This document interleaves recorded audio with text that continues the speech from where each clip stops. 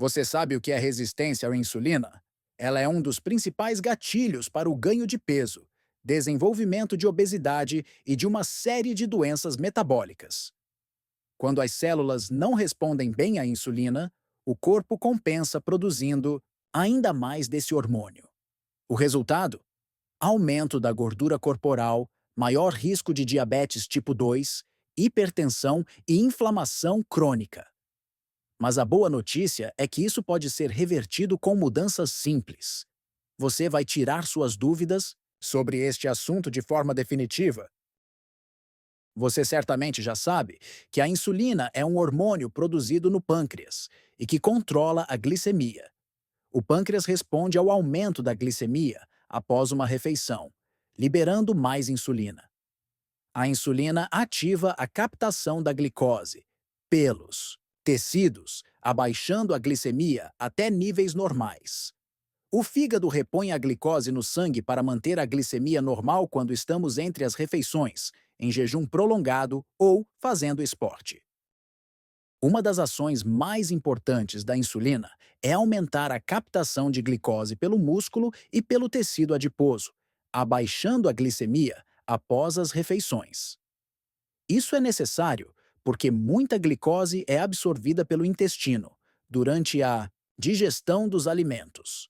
O aumento da captação de glicose nos músculos e no tecido adiposo é feito pela exposição de transportadores de glicose muito potentes, chamados GLUT4, que estão dentro das fibras musculares e dos adipócitos, esperando o sinal da insulina para se deslocarem até a superfície das células, captando assim rapidamente toda a glicose que estiver em excesso no sangue.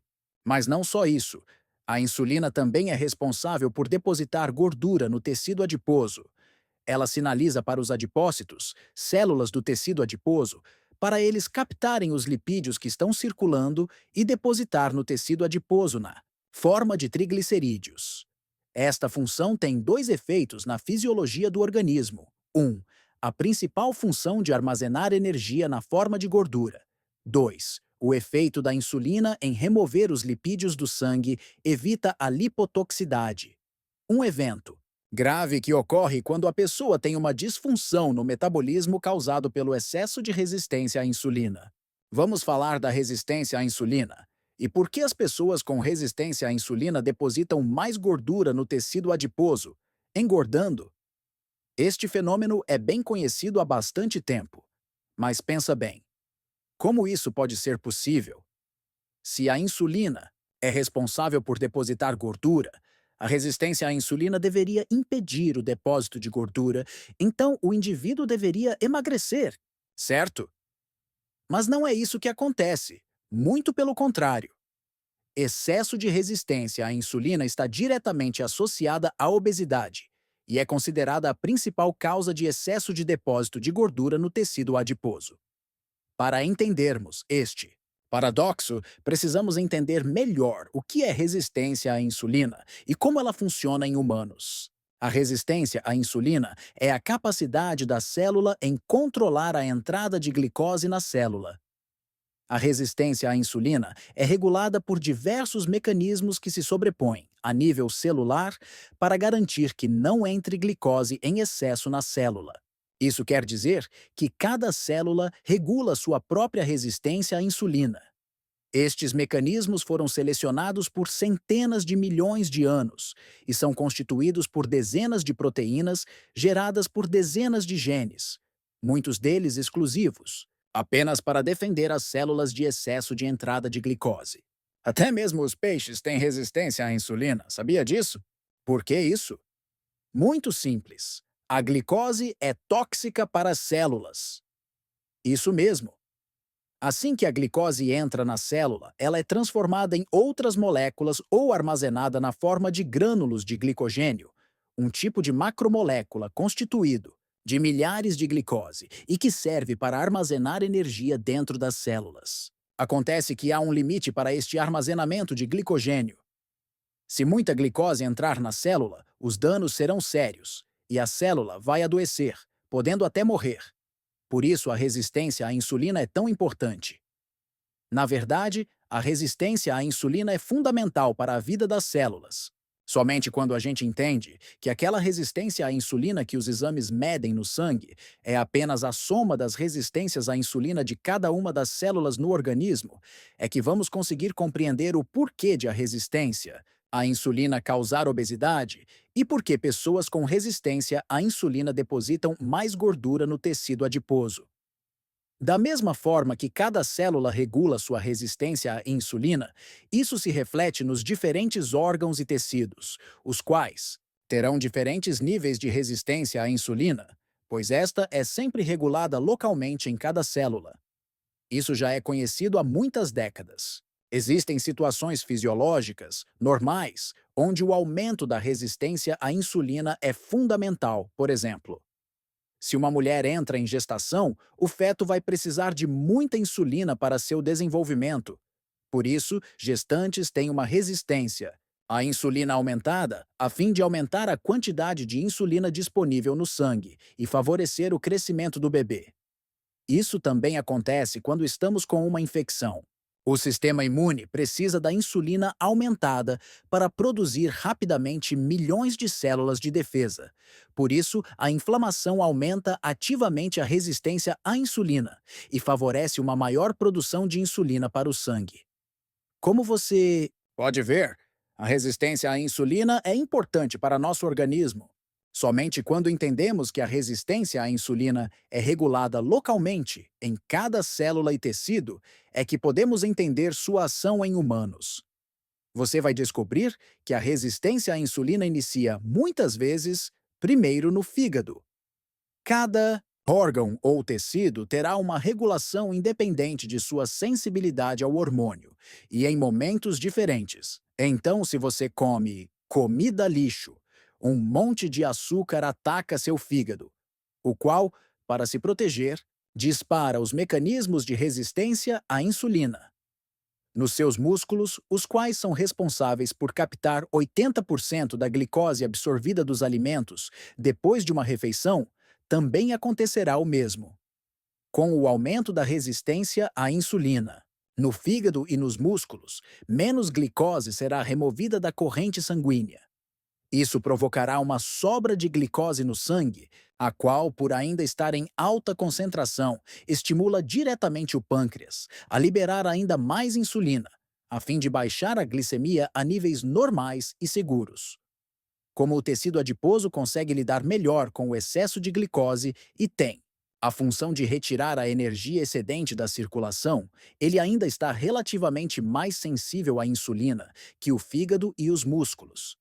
Então, aquela dose a mais de insulina, que foi liberada pelo pâncreas, irá ter um efeito maior no tecido adiposo, o qual irá tirar glicose e gorduras do sangue, aumentando o depósito de gordura nos adipócitos e causando obesidade.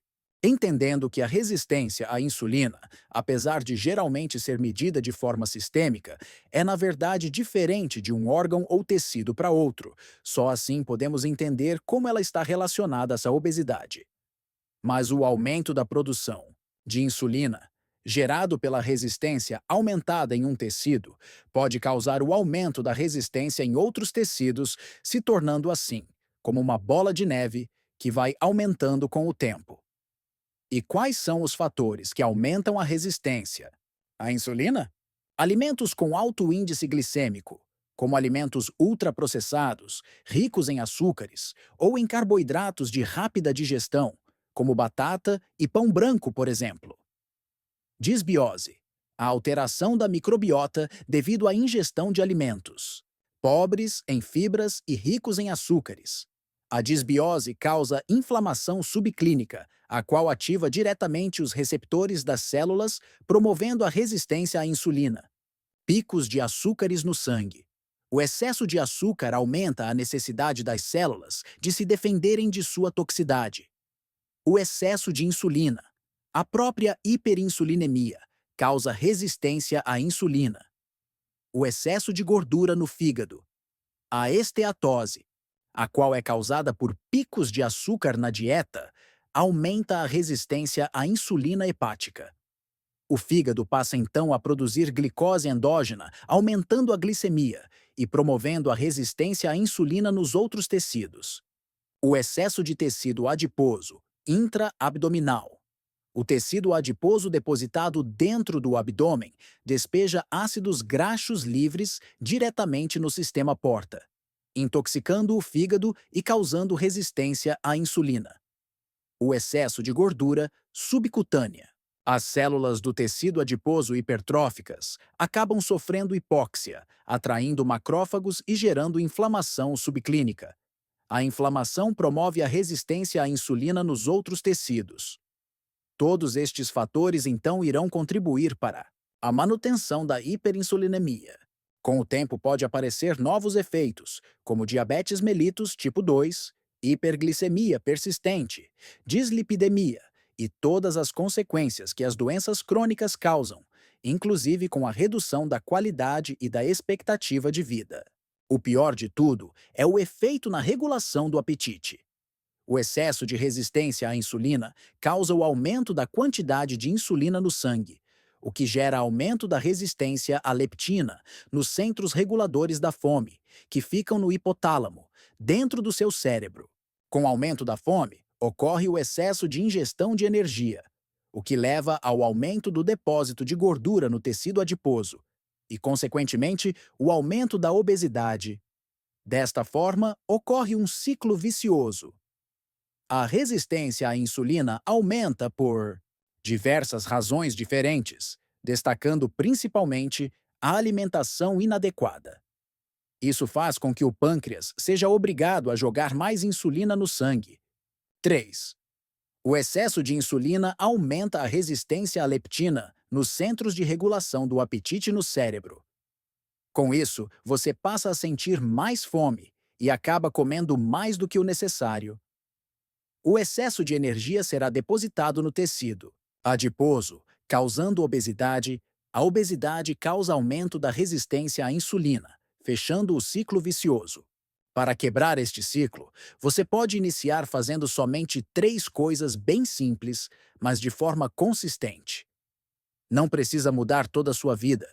Basta seguir estes 3 princípios base de uma alimentação saudável. Primeiro, corte o excesso de açúcar. O primeiro princípio é: corte o excesso de açúcar. Isso não significa que você nunca mais vai comer um doce ou aceitar o convite para tomar um sorvete. Muito pelo contrário.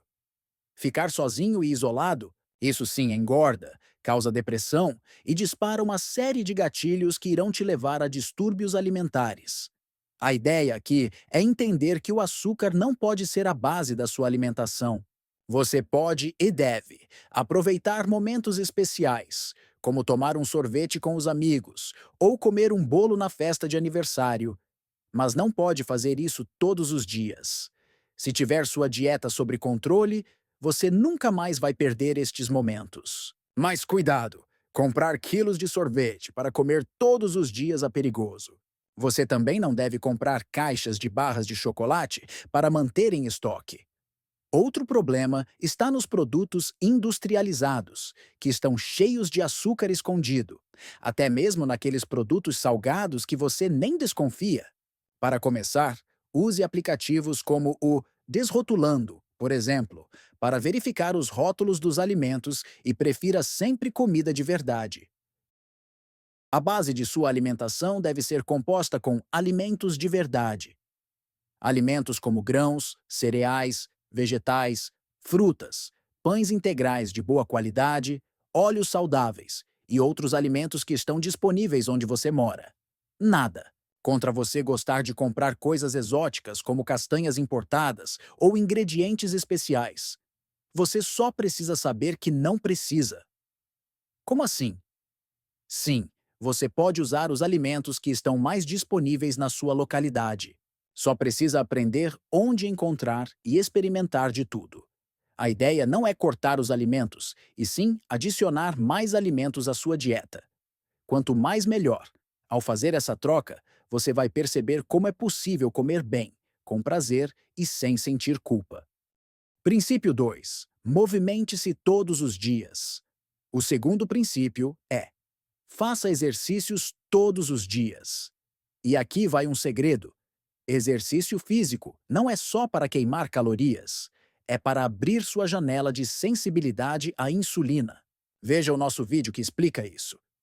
Quando você se movimenta, mesmo que seja uma caminhada rápida ou uma atividade moderada, o seu corpo gasta o excesso de energia acumulada, aumenta sua sensibilidade à insulina, e isso vai te devolver o controle do apetite de volta para as suas mãos.